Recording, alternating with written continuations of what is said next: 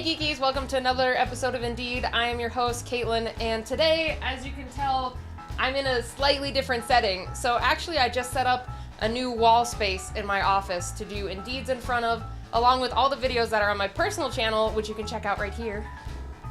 Yeah, I do a bunch of art, I do my manga creation, speed paints, I'm planning on doing some Poke Fusions, and tutorials, lots of cool art stuff if you want to check it out. But you know what, that's not the point of today's episode. So today on Indeed, E3 was a little while ago. I know there's already been some indie news circulating, and I finally have been able to check out all the cool new indie games that have come out.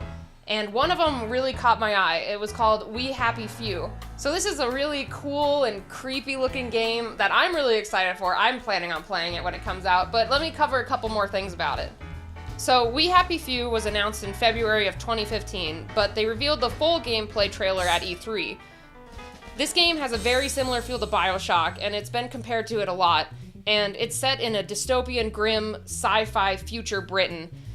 It actually reminds me a lot of one of my favorite books from high school called Brave New World, in the way that humanity has become super dependent on these hallucinogenic drugs. In We Happy Few, it's against the law to not take your joy pills, and those who don't take these happy pills are called downers.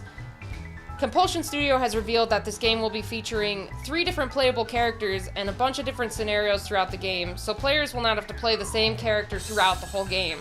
Another interesting aspect about the game is the scenery will change depending on if your character is hopped up on his joy pills or not. That's going to make, I think, a pretty big difference. I'm predicting it's going to make a difference between if you can cross certain areas or if certain things are going to deter you from being able to proceed forward in the level. I'm assuming, I'm trying to think of the game, but I know there's a lot of games that are when you're in a certain mindset, you can't see past a certain place, but then when you take a drug or any type of boost to your character, it changes. So a wall might not be in there anymore, or there's a bridge that appears out of nowhere. So it's going to be interesting if that aspect is going to be playing into this, or if it's just the city is just decaying and decrepit, but when you're taking the happy pills, it looks a lot better, much more put together, clean, and you don't see all possibly dead bodies or rats everywhere. I don't know which aspect it's going to be, but it's going to be interesting to see what the happy pills will do to your character. Another aspect that they revealed at E3 is that you have to kind of strategically use your pills because they also help disguise you. A lot of the civilians and police officers, I think, will be able to tell if you're not hopped up on your pills or not just by how your demeanor is. So it's going to be interesting to figure out how you're going to ration them and when to use them. I'm also really digging the aesthetic of this game. If you haven't seen the trailer yet, for sure check it out. I'm going to put a little annotation here. But it has these really creepy happy masks that everyone's wearing, and each one is a little bit different from what I can tell. The female masks look different from the male mask, and then the police ones, oh my gosh, those are crazy creepy.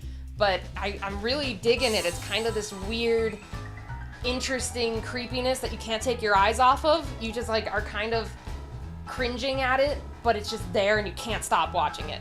So throughout this episode, I did highlight a couple clips, but I would really recommend checking out the trailer so you can get the whole immersion experience with the dialogue, the music, and it's just a little taste of the game, but I feel it's just enough so then we can feel what this game's gonna be like and how it's gonna play.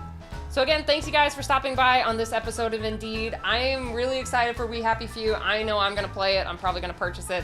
I don't know what systems it's going to be for. I think it was for the PlayStation 4 announcement. Let me double check.